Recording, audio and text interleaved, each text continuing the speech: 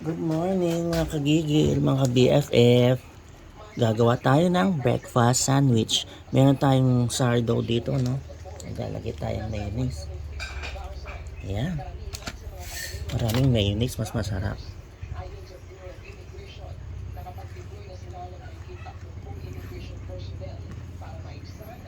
Masarap kasi itong sourdough kasi healthy siya. Kaya yan ang ginamit ko. Lagay tayo ng lettuce.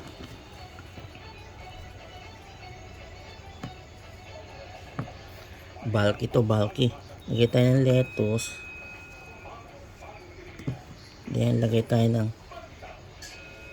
kamatis. Lagay tayo ng pipino. Tapos yung meats natin, naglalagay tayo ng ham. Lagay tayo ng ham. Then, lagay tayo ng salami.